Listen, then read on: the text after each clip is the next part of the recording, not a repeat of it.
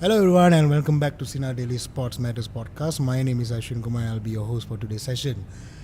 Today we have an exciting session where we're going to delve into the happenings of Euro 2024.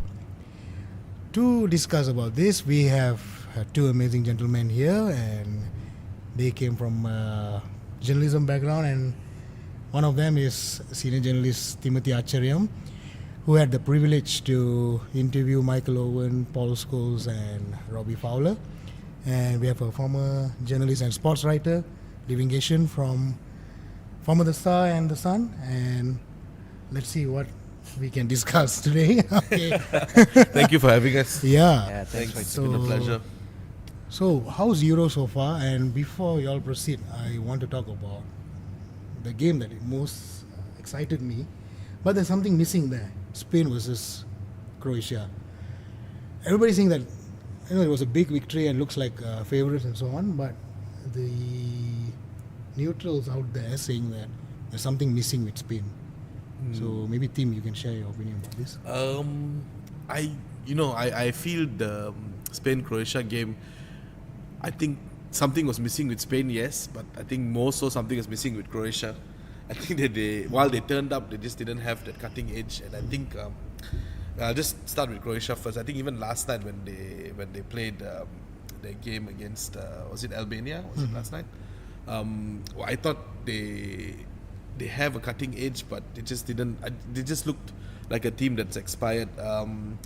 Heading to Spain, for me, Spain always, I think, flatters to deceive. Like even in the last Euros, they started their games very well, attacking football and like they were beating teams in the group stage, but it just didn't come together. And I don't know. I just feel that it's the same Spain that played in the Euro 2021, and nothing has changed. Maybe with the addition of the younger players like Lamine Yamal and Gavi and stuff like that. But I just something tells me that no.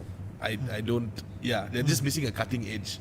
Maybe, everybody is saying Morata. Maybe he's the fault. They don't have another number 9 like him or another dynamic number 9. But yeah, I don't see. But recent years, it has proven that you don't need a striker to go all the way to final. I'll say all the way until final only. Yeah. Whether to win it. Yeah, I think I agree.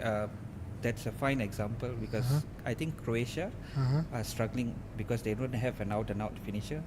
In previous years when they succeeded, they had Mandzukic, they have had Shuka, they have had very good strikers previously. But nowadays the build-up play is very good. I think even against Spain, when they went a goal down, went 2 goals down, they always had belief in their system. Like even in the World Cup against Brazil, they were down, but they were not out. They kept, so they can hang in games.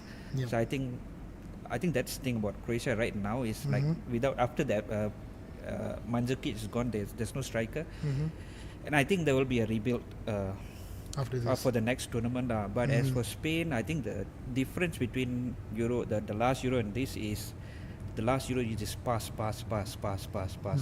I think now there's a willingness to release players, hit long balls, play short.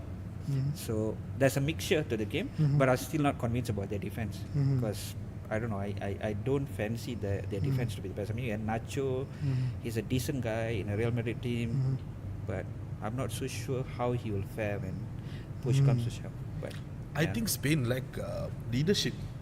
There were characters in the Spanish squad. I mean, you don't want to go back in history always, but there were characters like Piqué and Ramos, and to replace those characters very hard, and I think that's what they lack, that characters, that leadership that's in Spain. Spain's are a good football team, they're a good footballing team, they play well. I think they came out of the blocks in the first game, they kind of stunned everybody in the first game, but I think as the tournament progresses and it gets a bit more harder and they come up against harder teams, which they are going to tonight, I think it's going to be a bit difficult. I think it's going to be because they lack characters in their team. And that's what I feel, when they're going gets tough, when they are down a goal to nil, I don't see Spain coming back. If they're down 1-0 or 2-0 or whatever, that character to come back. And I think Croatia is the same. They've lost a bit of their character. I think their team is a bit aging or maybe even has expired. I would say the team has expired. Like these characters, you can't expect Luka Modric to be playing 90 minutes nowadays. Yeah. He's not going to be. He doesn't have the engine to do that. Even if he the same wants. with even if he wants, yeah. Even if he wants. The Yeah. same with Perisic. The same with the other older players in the squad. So and the younger players coming through haven't gelled as well. So I think that's where Croatia find themselves. I think that's where Spain also find themselves. Same thing. Before we focus on overall Euro so far, England. Okay. England fan. That's tonight, right? Game? Yeah? Yeah. Yeah. So, Before I go on, I just want to say everybody is actually a closet England fan, but then they've chosen to support other countries because England hasn't done I mean, so if you are well. supporting English Premier League, you have English players in your club. Yeah, So, yeah. they'll be. Yeah. Even if you don't support England, everybody watches the England Yes, games. you have to watch. So, yeah. Even though it's very boring. Man. The thing with England is there's a lot of scrutiny. Like ever since when they played Serbia, like they came in for a lot of criticism. But I think a lot of people forget that Serbia is a good team. They have some great players, and they are not one of those teams where you can just steamroll. They are quite Physically. a tough physical team, Yeah. and they were tough physically with England. But England were great for the first 30 minutes. I think that in that game, when England played against Serbia, the first 30 minutes you saw a tournament England, like a very good England. They were barnstorming Serbia, if you ask me. I stop right there. Yeah. When you said a tournament England, this is the problem here we're having, that media and also pundits are talking about. Yes, they got the result, but the gameplay was not convincing enough, and this has been coming for a quite while because of the friendlies and so on. What's your opinion on that? Well, okay, so like I was just mentioned just now, tournament England. At the friendlies, they've beaten Spain, they've beaten Italy, they've beaten Germany. I think also since Euro 2020. I think that time they play with the shackles a little bit more freedom because there's not much pressure on them. But then they come into a tournament. I don't know whether it's Southgate, I don't know whether it's the team, but I am willing to give them a long rope because I think they are capable of going far. And I think generally teams start slow in tournaments, and I think it's fine that England started slow. The blame is on Foden, and everybody is talking about balance and this and that and all, but people forget that Foden didn't play centre the whole season. Yes, they're comparing with City's formation. Even in City he didn't play centre the whole season. He played on the right, he played on the left, very equal. So he's good enough to play wherever he can play. Can wherever the team pundit needs. compare Pep Guardiola's setup and England's setup? No, you can't. I don't think you can compare it. Pep is very, I think we've spoken about this before. Like Pep is a man manager, micromanager. He tells you exactly what he needs and what he requires. Gareth is more less tactics, arm around the shoulder kind of guy. Give you the ball, you go and play. And also, I mean, international football, you can't go and buy players. Pep can buy and then dispose. I mean, how many players is let go, right? I mean, very good players, right? Nobody will so talk you about can't do that. that with international team. Yeah. But I think Southgate Okay. gets a lot of criticism. Okay. But people forget that he's a feel-good guy. Yeah. And he, in 2018 World Cup, he really, I mean, he took a nation which was hopeless, and he took them somewhere, and then he built on it in the subsequent Euros. Yeah, and they had Jesse Lingard in that team. So So I think people who are critical of Southgate should realize that they are in a position where they are now to evaluate and expect so high of England because of Southgate. But Southgate, like I said, is a vibes guy. I think in international tournament you need that kind of a person. But maybe Southgate is lacking in tactical acumen. So if the defense is good, the attacking is not very bad. It's not functioning properly. There's no, positionism. Football observers have said that England has the best squad in this whole Euro. Okay, and a lot of them actually saying England might win. This is it. This is the one. So, do you think England can go far? I think if they are less cautious and they go all out attack. They need to express more. Yeah, and if they can attack and they can rely on on their attacking, they need to be more fluid, less defensive, because they cannot have that much talent and choose to be defensive because it's not going to work. Because to be defensive and succeed, you need that tactical acumen to make changes which can close you and close down the game. I don't think they have that, so they should just attack and see where it takes them. Like that way, I think a lot of people fall in love with the team because at least they're playing well. Right now, it's tedious lah. It's very tedious. This tournament, I think, compared to the previous two, compared to Euro 2020 and World Cup 2018, and also World Cup 2022, I think England are expected to reach the final in this tournament. Yep. There's no maybe they will do it, and I think they are expected to reach at least the semi-final and the final. I think because I think they've already because the achievement graph has shows gone up. that has always been shows that it has climbing, always gone up, and they were within a hair's breadth or so of getting to the semi-finals in the World Cup last year. Because the France game, there wasn't much in it. I think England gave a good account of themselves in that game. Unlucky. So very unlucky. They could have had a few penalties and stuff. But I think in that tournament, it's not spoken about so much. But England did take France to task, and England almost. You're talking about England in tournament and knocking out a big team and stuff. They almost got there. So this time around, I also think the other second team that has a comparable bench and a comparable team to England is France. And I don't think France came in with as much criticism as England did on the opening game, although France won 1-0. Because someone broke the nose. Because someone broke his nose. That's it. That's the headline for the rest of the day. So, but then it's tournament football, so the dark horses can also. How about the rest of the team? And there's a talk about the Euro is not so exciting as it used to be. How true is that? I think when you expand a tournament with say 16 team tournament, you're gonna expand it to like a 24 team tournament now. So you have a lot of unfancied teams. The first game again, Scotland and Germany, it was already very apparent. Like Scotland, this is I don't know. I hope it's not controversial, but Scotland were maybe they shouldn't have been there, right? You're gonna get trashed like 5-1, and the only goal scored is by a German player. It's an own goal. So I think this shows that when you increase the tournament, it dilutes the quality lah. So you have, but then what's interesting is I had the same thing. I felt like when you increase the tournament size, the quality goes. But then I watched, we watched Albania.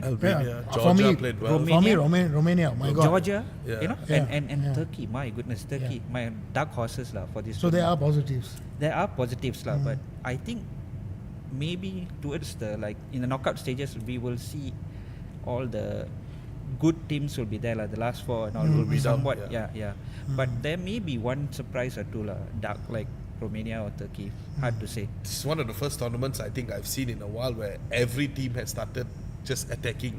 Everybody is just gone for it. Even last night the Hungary Germany game, it was just all out. Everybody just went for it. Germany they start from 0 to 100 in a few seconds since the Scotland game. So I really don't blame Scotland. I think they're a good team. There are also interesting stats, 50 plus % goals came from outside penalty box. And the old football is back. That's what they're saying. So they are saying the ball is lighter, but also I think shooting also is becoming it's a practice lah. I think a lot of teams have Ada Goulet and all these guys. Wow, I think even France have got Chomini who can take a shot. Kamavinga can take shots. Kamavinga can take shots. Mbappe missed the absolute sitter against. I don't know how he missed that, but so I think because of very very too much positionism. So someone is sitting deep inside. Your Arsenal would be one of your assets can be taking shots. There's been a lot of goals scored with long range shots. But I think when they go to the knockout phase, it will taper off a bit. I think the shots will be you will see less shots taken because you get a bit more cautious when you go to the knockouts. But then again, I say that and then you don't know, they might just go and it might be a 3-all, 4-all game and you never know, a high scoring knockout game. Before I move on, see, we are not talking about Italy. Oh yeah. The whole world is not talking about Italy. As an England fan, I have Italy PTSD. It's okay. But Italy. We'll go on about Italy. What's going on with them? Even like I was saying, even Italy started off the tournament they went they barnstormed and they went 0 to 100 like just like that. They just went attacking. You don't see this from Italy normally, and maybe this is a new style of play with Italy under Spalletti. I think y'all were talking about Spalletti ball. I think this is a new thing where they just went for it in the first game when they played Albania. So I am very impressed with Italy. I don't know what Yeah, you I think when they appointed Spalletti, I knew that Spalletti has a reputation in Italy for developing attacking teams, and his Roma was very nice to watch. Yep. And Napoli won the title. They won the title, yeah. right? So I think he has this belief where our football will eventually transmit to good results. I was talking about Southgate earlier. If England had that kind of a mindset, I think they can go far. But yeah, Italy, I think through the football they play, they're very brave lah. So still not a single team that has convinced us in this tournament about being a complete team, can defend everything. I think France still look like they can rely on individuals to score goals, but they can keep it tight at the back. Italians, I think defensively maybe they don't have it, but they're going to be very exciting. One of the most exciting Italian teams in recent memory lah. Okay. Spalletti ball. Spalletti ball. Yeah, Okay. can't disagree with that. Really liking Italy. All the other teams as well have been like, even the minnows and stuff, like even you're looking at Slovenia, Serbia, I'm just looking at the list now, Poland, Austria, they've played well as well. So it's been we say And the they're scoring tournament- first. And they're scoring first. And we Yeah. say the tournament has had a slow start with Scotland and Germany. But then it's picked up, so I'm slowly getting into the groove of it, and I'm slowly enjoying it. It had a bit of a lethargic start, I must say, but it's really good. Earlier you spoke about England. Yeah. We have to speak about VAR. I mean, the injustice happened to Lukaku. And apparently yesterday, Germany's game also, we had There was a few VAR. contentious. I've spoken to Living before this, and Living has a very interesting view about VAR. Maybe you can share your thoughts about VAR. No, I think UEFA tend to implement VAR a lot better than the Premier League lah. Okay. I think the Premier League is really the worst in Europe in terms of implementation, because it's very fast, and the idea of VAR is not, it shouldn't go to the extent where people end up talking about VAR. Okay. The decisions are is very fast in Euros. Decisions very fast, and you actually don't sit down and ruminate. This what if we had scored this goal? It just goes on very fast. So the referee doesn't go and go and check the monitor or what. Fans are being informed through messages on the message board what's going on very fast. And in there's not much contentious decision. The cases that you mentioned earlier, Lukaku. I think these are things that would have happened without VAR. I'll be fine if anything happened to Lukaku. So go on. Chelsea fans speaking. Maybe can I just ask, why is it the Premier League is still implementing lines instead of the automated system that's got going now in Euros? Because I think the automated system is working well. There's not been any contention with the calls for offside and stuff, because the automated system really shows you everything. And I think I'm not too sure, but I think is that IFAB is the body that makes the rules. So you can just take IFAB's rule and apply common sense and apply, But the problem in England is that IFAB makes the rules, and then PGMOL goes and takes the rules. I don't know what they do with the rules, because like we saw the Liverpool game against Spurs, when Diaz scored the goal, it was disallowed, and then well done, good process. So I don't know. I think the referees in England, in UK, I think the Premier League, I think the referees are scared. They're very scared if what happens if I miss this? I think the pressure of officiating the biggest league in the world is starting to show for them, because they. But it's always negative. I mean, I mean, the pressure sometimes got to produce something positive. Yeah, I think the attention is right now to focus on how to pick the errors that VAR makes. But like I said, you shouldn't be giving them you should make it look like we don't even think about VAR. The decision is so fast. So I think maybe in the Premier League they can learn, because VAR, the attempt to stop VAR, we know it has failed. Wolves were the only team. The rest, everyone just voted to continue with VAR. So whether you like it or not, now it's going to stay. I'm not a fan. I'm not a fan. Not a fan. Okay. Not a fan. I mean, yeah. Euros, this tournament has showed that okay lah. While there were decisions that could go either way, nobody's talking about VAR. Yep. Yeah. So it's being implemented well, and if the Premier League can implement that, use that as a model, and not just outrightly, just say, we're going to do it our way, and we're going to do it. This is the way we're doing it, and Stockley Park and what have you. Then I think it can be, because I think even the African Cup of Nations recently, they said the VAR was implemented brilliantly. There was no contention with the VAR. If there's one tournament that need VAR, it's It's the African African Cup. Cup of Nations. And I was shocked to read that it was one of the best officiated tournaments in recent memory apparently. So if they can do it in the African Cup of Nations, why not the Premier League? But I just think it's a lot of money and a lot of they don't want to take away the drama, and this adds a lot of drama, but it takes away from the football because you talk about decisions every week, But instead of the football. I think football associations, the league association, they make some very, very curious decision. Like in Spain, they don't have goal line technology. I So see. when I see. someone scores a goal, Yeah. your watch will bust. The Yes, referee yes, will- yes, yes. There's no, they don't have that technology. No, So that's the most reason important. Clasico, Yeah. the most recent Yeah. Clasico between Barcelona scored a goal, Yeah. and it was not given. That's why because Real Madrid keep winning. Yeah. wow. Hala referee. Yeah, I mean Barcelona. They're very pitiful, and they cannot spend money. They don't have a stadium. Yeah, they don't have a stadium, so not to have their own jersey. Oh, that is a curious decision.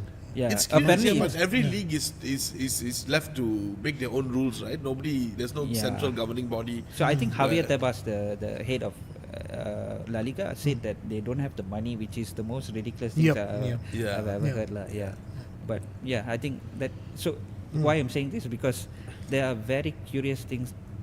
You don't know why they, the leagues do certain things which is like you can't comprehend why. It does not benefit. But you in any- I coming back to Euros. I think they've done it well. I think UEFA have implemented VAR well. I don't know whether you all have heard anything, but from the games that I've watched so far, yes, there were No, one or I two. heard from Lukaku. That's it. Yeah. The only Apparently his foot crossed the line. Oh, right, Which I'm happy. Yeah. That was a clear offside. Yeah, it he can was- go to It was Saudi. a clear Yeah. offside. Even if there was no VAR, I think it would be ruled offside. The only curious thing the only curious VAR decision was the Croatia penalty when they played the first Yeah, game yeah, that's- yeah, against that Albania one, because yeah. Perisic had crossed the line Yeah. before the penalty was taken, but the keeper had also Yeah. crossed his line before the penalty was Yeah. taken, but they decided to rule it out. Yeah. And that is the only thing that I would say is wrong with VAR in Euros, because you don't get explanation as to why Yep. it was ruled out. Yep. We don't know why the penalty was ruled out, and the referees are not responsible, or they are not made liable to come to the camera and tell us their decisions. So we're just left second guessing. I think they may have told them on the screen. Maybe But I in think, the stadium. that's Yeah, the, yeah, but they that's did, the yeah. point. You see, we are not ruminating on that one decision. We've moved on. Yeah. If it was VAR, like in Premier EPL, League, we'd yeah. be sitting down and talking Talking about, about Yeah. it for yeah. ages. So we just Yeah. moved on. Croatia themselves didn't complain. They just went on. Okay, never mind. Yeah. So yeah, I think I think it's been implemented well. I think they shouldn't disrupt the game, lah. I Yeah. think that's VAR should not disrupt the game. Right now in EPL, it's disrupting the game. That's why I'm not a fan. Okay, talking about VAR, let's talk about someone who benefited from it most. This is my own. I don't know how I'm going to get criticism for this. You will be cancelled. Ronaldo. For saying how dare you say that about Ronaldo. I mean, VAR. Maybe he benefited because it is a fact. It is a Yeah, fact. yeah. Okay, proper injury, falling in a penalty area. So yeah, for Ronaldo, this is Falling in the penalty area.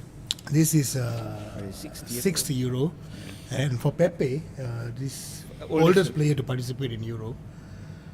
How you think crucial these two players are crucial for Portugal? There's a lot of Portugal fans out there in Malaysia itself, and is it really helpful? What's the legacy for Ronaldo after this? First of all, it's a remarkable achievement actually to get to 6 euros from 2004. If you look at it, like when Ronaldo started his first, I don't want to give away our age here, but when Ronaldo started his first tournament in 2004, we were just kids. We were Yep. in school. Yep. Now we are adults and stuff. So Yep. it's a remarkable 20 years he's been at it, and he and Pepe as well. Pepe, like I said, like I feel like Pepe is just not gonna. You probably will see very little of him in the tournament. Maybe towards the end of games, the last 5-10 minutes, he'll get a run out. The Once it's done motivator. and dusted. Yeah, I think his work is more behind the scenes, more to motivate the players, more as leadership. Because. But then Portugal are full of leaders. If you think about it, there's Bruno Fernandes, there's Bernardo, there's Ronaldo, there's a lot. Everybody there is a leader. So, maybe Pepe is there for the younger squad players. I think he's good presence to have around. Ronaldo, I think whatever said and done, everybody says, he slows down the team. He's this, he's that. I'm not his biggest fan, but he gets you goals. And what you need to win games is But goals. don't you think that it would be better? I agree. Okay, he's kept himself in good shape, but don't you think it would be better that he accepts he doesn't start, but he comes on and he scores goals? Because I think he is slowing down he's like a static. He's static, and you cannot be static in modern football. But who's going to tell Ronaldo that? Before he runs to Piers Morgan and complains. This is what I want. This is what I need to know. Scaloni said, "Enjoy Messi while you can." Is Roberto Martinez doing the same thing, or he is actually managing Ronaldo? I don't think Martinez will show the courage to drop Ronaldo. That would take Mourinho. I think if they had Mourinho, he'd probably tell him. And Ronaldo may retire. Mourinho was the coach. So, but the point is, I think you cannot have a guy who's going to score goal, but he's very static, doesn't move around properly. Like, I don't know. I feel like he should come on. He's an brings asset. me to another question. If you realize Portugal, every Euro, every World Cup, they produce some damn good youth players. Correct. Okay. Correct. Remember Ramos? The previous tournament World Cup. Gonzalo Ramos. Gonzalo Ramos. Now we have this Conceição. But if Ronaldo being there, starting and full 90 minutes is playing the game, where are the new strikers? I think even though João Felix is not consistent or what, but he would be so much more lively starting for Portugal. Because he's a bus. He moves around, he dribbles and all. Ronaldo just doesn't have that capability. So and even they played better once they brought on Jota in the second half, Portugal. Maybe as the tournament progresses, I don't know. I feel he's while he gets you goals, you're right, he static, the team is static. Maybe as the tournament progresses, they will manage his game time a bit more. I don't know, maybe group stage, because they're playing, who's their group again? Turkey and Georgia and stuff. That'll be interesting. Turkey. That'll be interesting. Because they played Czech Republic in the first game, right? I mean, how do you not start Ronaldo in the first game? Fine, start him. But we'll just see. It'll be interesting to see how Roberto Martinez deals with this, because clearly he would do well as an impact player coming on.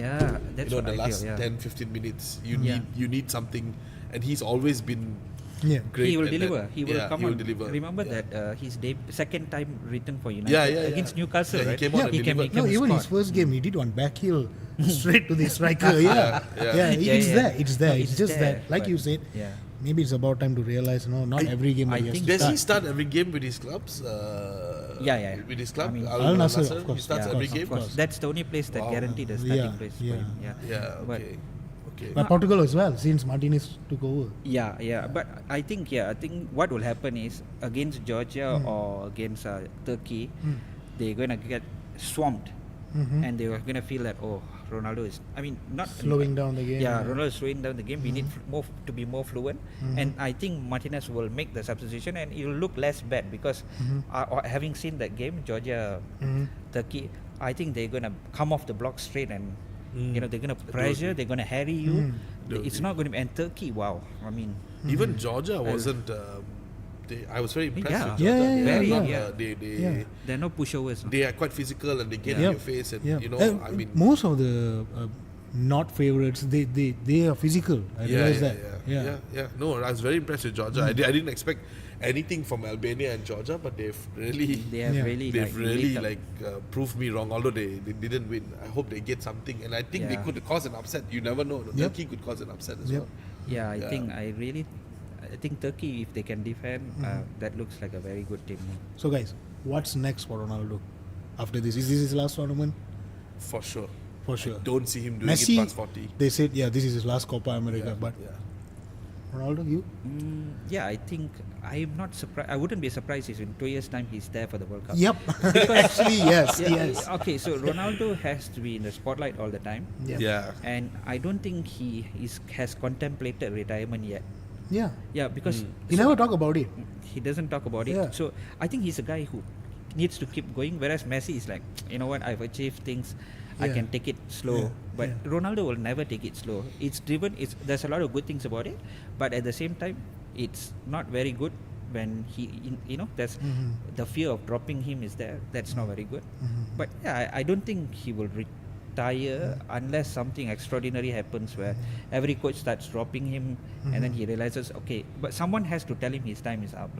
If the Portugal setup, I don't know, maybe they might make him a coach type. Yeah, he a was already coaching doing the type job role. in the Yeah. final of the Euro 2016, right? Yeah. Sitting, yeah. So This it's is hard. like- It's hard. It's very hard. It's like it's the hardest thing to do to drop someone like Cristiano Ronaldo or tell him, look, you're not in my plans anymore. I think we need to move on from his. If Due to Roberto what- Martinez is there, in Due 2 to what years. he has achieved as well. Yeah, exactly what he has achieved. Yeah. He brought silverware to Portugal Yep. as well. You Yep. know, after all That's those it. years. Yeah. So it's difficult. I know it's difficult. He's a great player, but I think there's a certain point where they need to move past him. I think there's a certain point where Argentina need to move past Messi as well. So as the tournament progresses, Ronaldo might prove us all wrong, get better, and be the top scorer, and then we'll all sit here with egg on our faces. But I doubt that will happen. Yeah. But as for now, it'll be interesting to see what Portugal do. I think they were good in their first game. They were solid, but only until the two youngsters came on that you saw dynamism. There you go. That you saw Okay. something that was going forward. Like what's the Conceição, right? Conceição's son. He's Yeah, son, yeah, right? yeah, yeah. The former Yeah, Conceição. yeah, yeah. So yeah, he was really good, and he and the other guy, I forget his name now, that came on, the two youngsters that came on. And that's what Portugal can be. That's the future of Portugal. But yeah, Ronaldo there, it's a Hindrance throwback lah. to the past. Yeah, hindrance. Yeah. Okay, guys. Dark horse. For me, I think it's Turkey. Turkey. I think this Turkey looks like quite an exciting team. Gule, I think He's a Gule- Real Madrid fan. That's why. Yeah, yeah. No wonder. It's quite interesting because when there were a lot of clubs who wanted to sign Fenerbahce and Galatasaray. Okay. Real Madrid told him, you're going to replace Modric. Modric told him that you're going to replace me one day. Okay. That's very interesting because he is a bit more of a player that Modric was about 15 years back when But yeah. for a young player to take that kind of shot outside the box, oh yeah, I mean, that is that's crazy. One confidence. technique, that goal was Yeah. That, brilliant. that's confidence. I mean, I watch him for Real Madrid whenever he's gotten into like every bad books. every game that Ancelotti plays him, he scores a goal. Yeah. And he gets upset Wow. with Ancelotti for dropping him. So he demands a lot. He demands Good. a lot. Yeah, winner but- mentality. Yes, Yeah. but he's a fantastic player. Lah. I mean, he's going to dribble. I think eventually, if he stays at Real Madrid, they will eventually become like a playmaker because he's. I don't know if you guys have seen his. Yeah, he's very yeah. silky. Technically, smooth. yeah. He just glides past people. Like I think Yeah. previously we had this chat earlier. I mean, this Turkey you cannot compare with 2002 World Cup. Yeah, yeah, yeah. Turkey. No, this is yes, a they much were good, technical but Turkey, this is a yeah. technically gifted players. Yes. Turkey, yeah. This Yeah. this Turkey I have very impressed with the first game, but let's see how it goes. I want to see how they play against Portugal. I'm really interested in seeing how they cope. But like Okay. you said, yeah, Turkey and Romania. I think you have shared. Romania, Romania yeah. is a Romania is my dark horse. Yeah, yeah. solid, solid, And, very and solid. I mean, I'm not so good with geography, but is Romania nearby Germany? The fans. This is like a replacement of. No, the Turkey. So what happens in Yeah.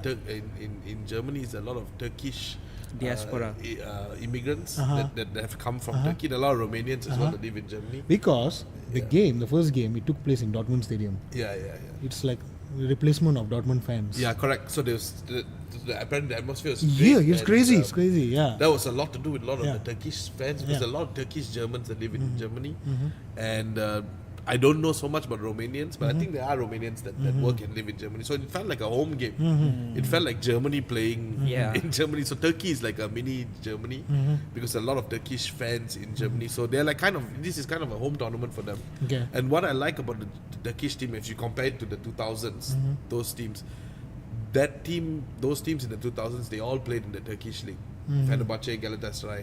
They never went out of Europe to play in other leagues. You know, but these players in Turkey now are playing in other leagues. I mean, a lot of them, yes, are made up from Fenerbahce and Galatasaray.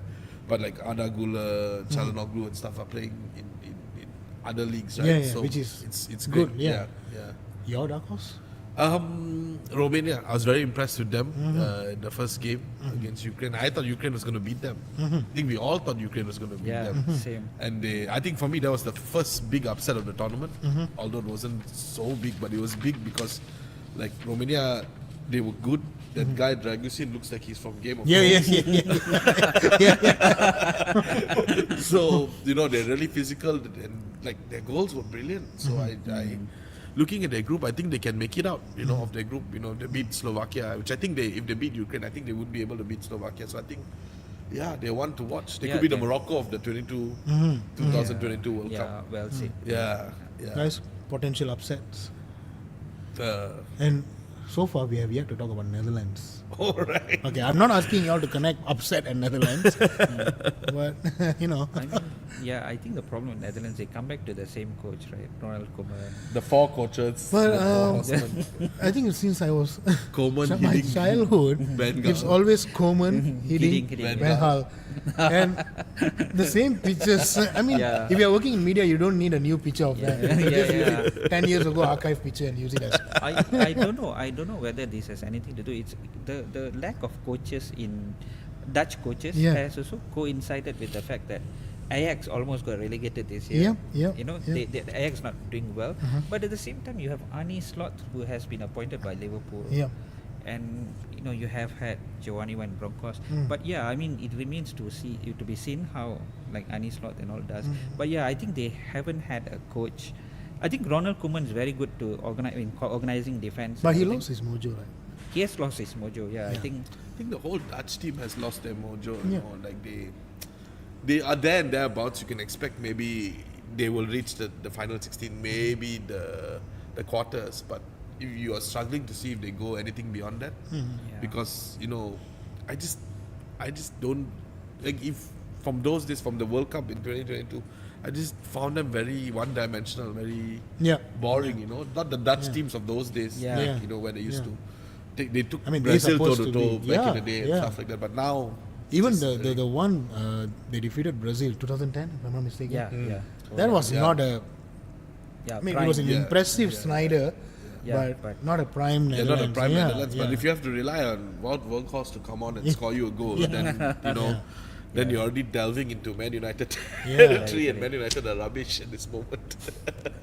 Okay, maybe next season. Because Maybe next season. Yeah, when trusted. it comes from a United fan, it's okay. No, I do believe Ten Hag is a good manager.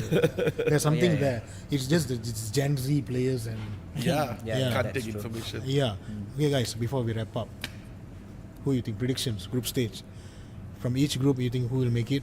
And I'll let Living go first. maybe you can take the first 3 groups. Yeah, sure. I think. I mean, Germany are already in, so I think Switzerland will go through. The revived Xhaka. Xhaka and and I think from Group B, I think Spain, Italy will go through. I don't think Albania and Croatia can make it. Group C, I think England will make it, but As a group champion, or I think they will make it. Yeah. Eventually, they will win slim margin, or they'll make they'll it. get as- the job done. They'll get I the feel, job done. yeah. That's. And I think Group D. France will make it. Netherlands will make it. There could be an upset in Group D. I think Oh, okay. Austria might beat Netherlands in the next round. I want the Mr. Jason Press to make it. No, I think Yeah. I think Mr. Jason I Press. don't think Yeah. Netherlands were that convincing because they played a very Yeah. weak Poland. Actually, this is quite a tricky group. It's a you know, tricky group, because actually. Poland is a team Yeah. that won't give up as well. Yeah. Remember World Cup? Yeah. Yeah. And the So- thing is, There are any potential upsets, it could be this group. Yeah. Group D. but it speaks volumes that none of us are looking forward to watching Netherlands against France. Because it's going to be very boring. You know that Deschamps is going to, solidity first, Yeah. right? Yeah, score one Netherlands- goal and Start that's with it, Rabiot. he'll bring in This is his. the first time I looked at the schedule, fixtures, and Netherlands, France. You know what's going to happen here? My theory. Yeah. France is going to score a goal. He's going to bring the whole Real Madrid inside. We don't know if Mbappe starts the next game as well. or not. Oh So yeah, with Chouamani. Mbappe now. Yeah, we yeah. don't know if Kamavinga, Mbappe starts yeah, the next yeah, game, but yeah. I think for me, I see a bit of an upset here. So I'm just going to go with France and Australia to go through. Just before one plug, legend, Kante. Kante, I just have to say, Yeah. yes. The only reason France are going to go all the way is because of Kante. I'm so happy to see him back. Came in the across squad. a Wow. tweet saying that this tournament is for Kante and screw Ronaldo.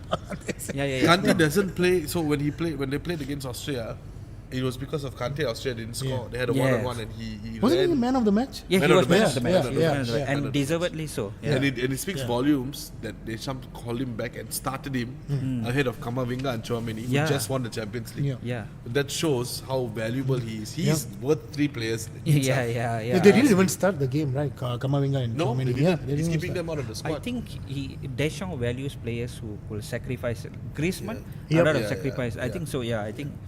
Okay. Yeah. Next N'Golo group. Kante, so yeah, Yeah. amazing. So this group, I think also, I would very controversially go with Romania and Slovakia to go through, and Belgium to scrape through. The third placing. The Yeah. place. Yeah. They don't look convincing at all, Belgium. Yeah, I think. Belgium is a myth. Is the whole hype is a The myth. golden generation. Is a myth. Yeah, the golden Even generation, now, Yeah. when you look at the lineup, it's damn good. It's damn it's good. a very good team. They are all coming from very good clubs. Yeah. But what has happened to them? I don't know. It doesn't. It's something is not clicking. But actually, Belgium. Interesting thing is Tedesco, Domenico Tedesco, was in the same class as Nagelsmann. He was top scorer as a coach. Mhm. He outscored, top scored Nagelsmann, and he has done relatively well at the Red Bull club. And yeah, but you don't see his imprint on the national team yet, lah. Ukraine is a team to forget, huh? Ukraine, yeah, I think. Hard They're to done, say. huh? I think they're done. I think they are also, because of the war and all, I think they are maybe they are affected, like this is a free pass, like I can give Ukraine a free pass. I Because think. Slovakia, Is it all you need is Zinchenko to cry?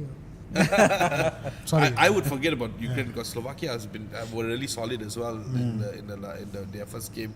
Okay. So yeah, that if there's the big upset could be Ukraine and Belgium going out. Yep. You know, Yeah. like Yeah. could be. Because they were the favorites in the group. Yeah. yeah. Next.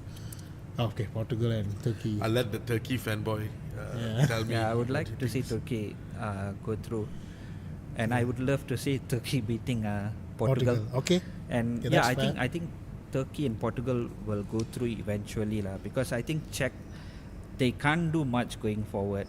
They are very good Slow. defensively. Yeah, they're slow. Yeah. So yeah, Turkey and Portugal, but maybe just maybe one of Georgia or Czechia, Keep an eye. keep an eye, may go through as best third place. I might be cancelled for this, but I have a feeling. Oh God. I have a feeling Portugal might go out. Go out. Yeah. Really? Okay, Oh, that's interesting. Okay. But you know, if Okay. it was the top 2 going through, then I would say yeah, Portugal. Yeah. But you know, there's a top 3 going through, so Yeah, that's yeah, what I yeah, think yeah.